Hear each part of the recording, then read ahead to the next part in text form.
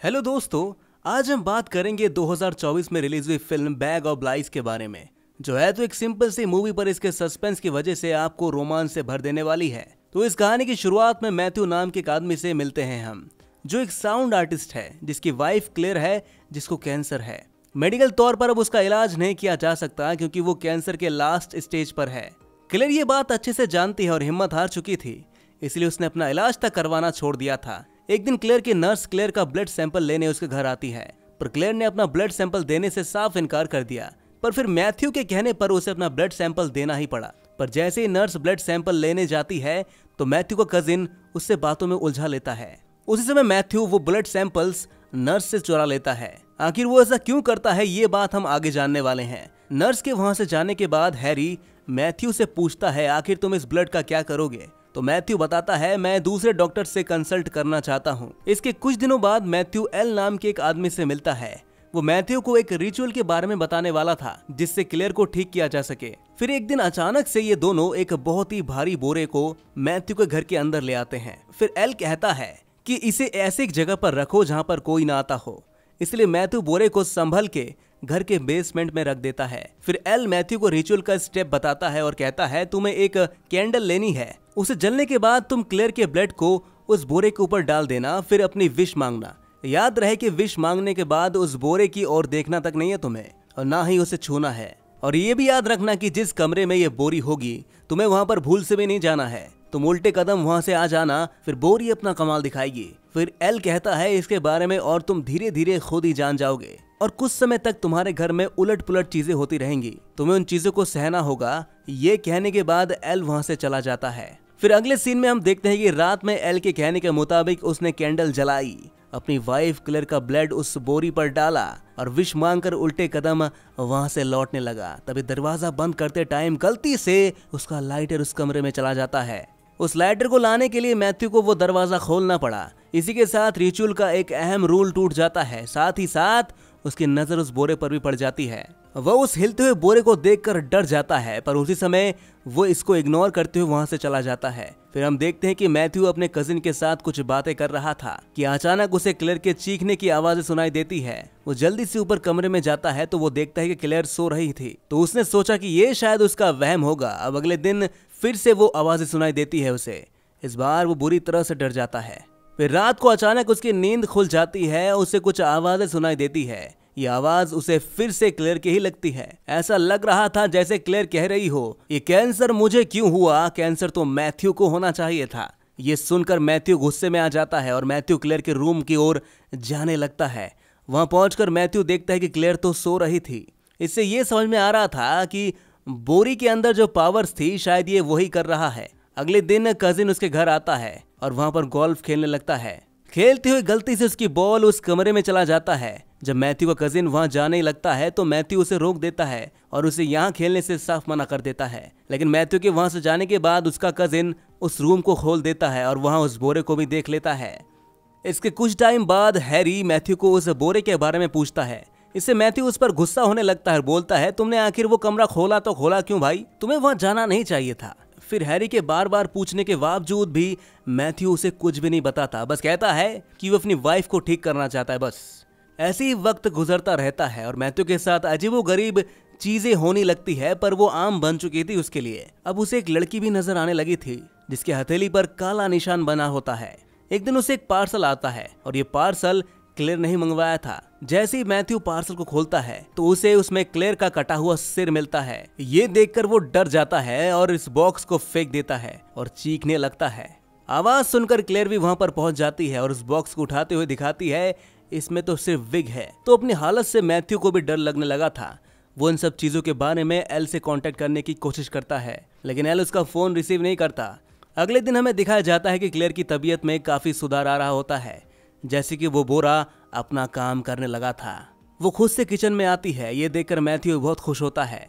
फिर Matthew cooking करने लगता है, तभी उसके कंधे पे कोई हाथ रखता है। पहले तो मैथ्यू को लगता है कि वो क्लेयर है, पर जब वो कंधे के ऊपर रखा हुआ हाथ को देखता है तो एक भयानक हाथ को देखता है वो। इससे वो डर जाता है। उसे मालूम होता है कि पीछे उसकी वाइफ नहीं बल्कि एंटिटी है। वो गुस्से में उस एंटिटी से कहता है कि चली जाओ यहाँ से। व्हील चेयर पर बैठी क्लेयर को लगता है कि मैथ्यू उसे ये सब कह रहा है, इससे नाराज होकर क्लेयर वहां से चली जाती है। क्लेयर को इस चीज का बहुत बुरा लगता है और रात में वो अपना नस काट लेती है। ये देखकर मैथ्यू तुरंत डॉक्टर को कॉल करता है, लेकिन दूसरी तरफ कोई एंटिटी उसका कॉल उठाती है और कहती है कि ये सब तुम्हारी वजह से हो रहा है, तुमने अपनी वाइफ को मारा है। अचानक से मैथ्यू के हाथ में एक चाकू आता है और मैथ्यू होश में आ जाता है। उसे पता चलता है कि ये सब तो एक सपना था। फिर अगले दिन मैथ्यू अपने कमरे में सो रहा होता है, तब क्लेयर अपने पैरों पर चलकर उसके पास आती है। ये देखकर मैथ्यू बहुत खुश होता है। क्लेयर पहले से काफी ठीक हो चुकी थी। क्लेयर मैथ्यू के पास आकर लेट जाती है। कुछ देर बाद वे आपस में बात करते हैं। उसके बाद क्लेयर वॉशरूम चली जाती है। क्लेयर के वॉशरूम जाने के बाद मैथ्यू को एक कॉल आता है। कॉल पर क्लेयर थी। ये जानने के बाद उसके होश पूरी तरह से उड़ जाते हैं, क्योंकि अभी जो उसके पास लेटी थी वो क्लेयर नहीं बल्कि एंटिटी थी। वो तुरंत भागकर क्लेयर को देखने जाता है। क्लेयर सच में अपने रूम में सोई हुई थी। मैथ्यू जब अपने कमरे से बाहर आता है तो वो एंटिटी दिखाई देती है उसे, जिसे वो पहले भी देख चुका था। फिर वो बेसमेंट वाले रूम में जाता है जहां जाना मना था। इस बार उसकी नजर उस बोरे पर पड़ जाती है तो वो डर की वजह से उसके हाथ से टॉर्च नीचे गिर जाता है। तब बोरी से एक हाथ निकलकर उस टॉर्च को अपने हाथ में उठा लेता है।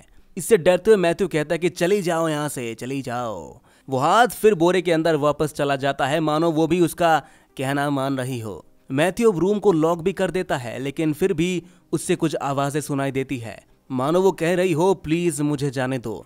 फिर मैथ्यू क्लेयर से मिलता है। मैथ्यू क्लेयर को सब कुछ सच सच बता देता है कि उसने तुम्हें ठीक करने के लिए कल्ट को ज्वाइन किया है। इससे तुम बिल्कुल ठीक हो जाओगी, पर इस रिचुअल के लिए कोई कीमत चुकानी होती है। क्लेयर पूछती है कि कैसी कीमत। मैथ्यू बताता है कि ये मुझे नहीं पता। तभी कुछ समय बाद मैथ्यू को क्लेयर की नर्स का कॉल आता है। मैथ्यू नर्स को बोलता है कि क्लेयर पहले से बिल्कुल ठीक हो चुकी है, और ये खबर सुनकर नर्स हैरान हो जाती है। फिर वो मैथ्यू को बताती है कि क्लेयर के पास अब ज्यादा दिन नहीं बचे, जितना हो सके उसके साथ रहना और इस हकीकत को मान लो तुम। जब मैथ्यू नर्स से बात कर रहा होता है तब क्लेयर बेसमेंट के कमरे में चली जाती है। फिर उसे वहां पर वो बोरी दिखाई देता है। बोरे को देखने के बाद अचानक से क्लेयर की तबीयत खराब हो जाती है और वो बेहोश हो जाती है। मैथ्यू क्लेयर को उठाकर उसके कमरे में ले आता है। उसकी तबीयत बहुत बिगड़ चुकी थी।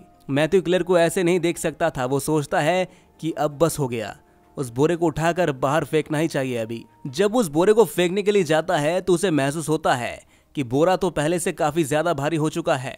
फिर वो एल को कॉल करता है, लेकिन एल उसका कॉल रिसीव ही नहीं कर रहा था। तब वो उसे मैसेज भेजता है कि वो उस बोरे को फेंक रहा है।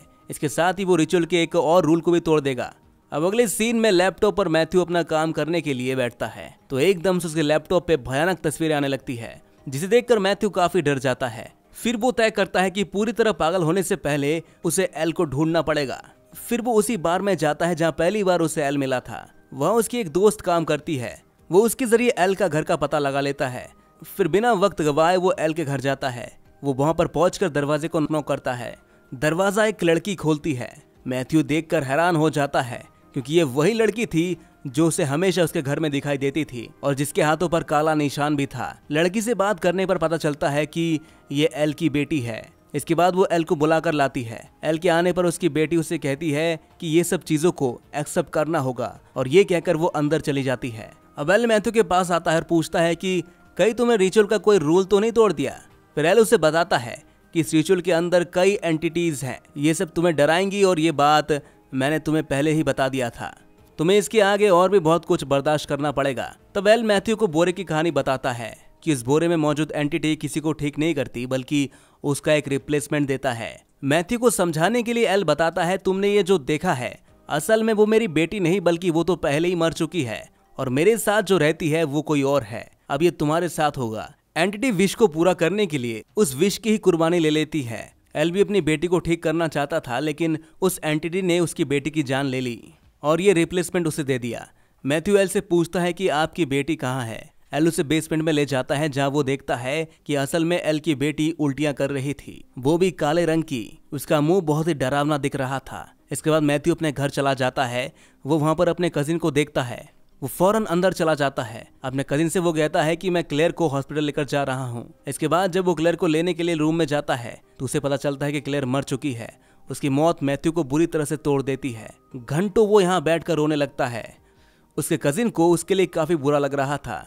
रोते रोते एकदम से मैथ्यू उठा और अपने कजिन को कहा चलो मेरी मदद करो। वो अपने कजिन के साथ मिलकर उस बोरी को उठाकर उस कमरे में ले जाता है और मैथ्यू क्लेयर के लाश को उस बोरी के अंदर डाल देता है। मैथ्यू के कजिन को लग रहा था कि मैथ्यू को गहरा सदमा पहुंचा है, इसलिए वो ऐसी हरकतें कर रहा है क्लेयर की लाश को इस बोरे में डालने के बाद मैथ्यू बोरे को बंद कर देता है।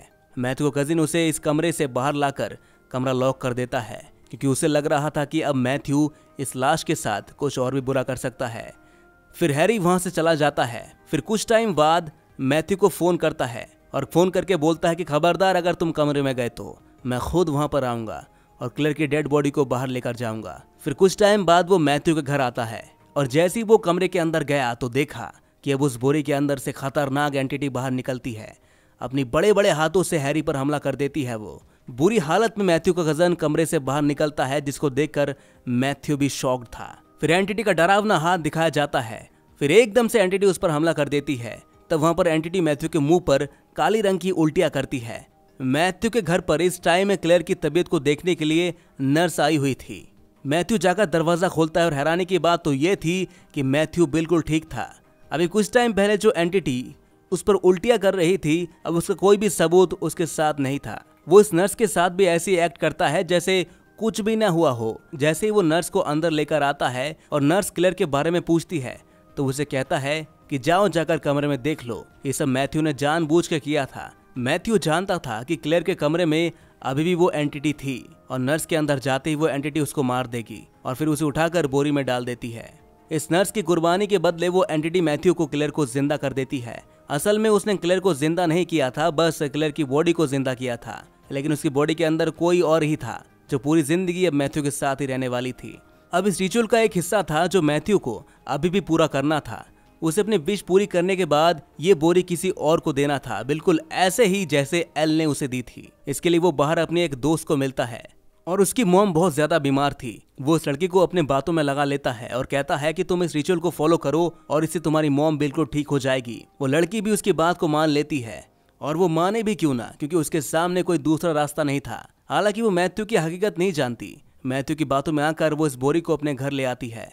मैथ्यू का सारा रिचुअल और सारा मकसद पूरा हो जाता है और इसी के साथ ये मूवी यहीं पर खत्म हो जाती है। तो दोस्तों, कैसी लगी आपको ये कहानी कमेंट में जरूर बताइएगा और ऐसी मूवी एक्सप्लेनेशन देखने के लिए द एक्सप्लेन्ड स्क्रीन को सब्सक्राइब जरूर कर लीजिएगा।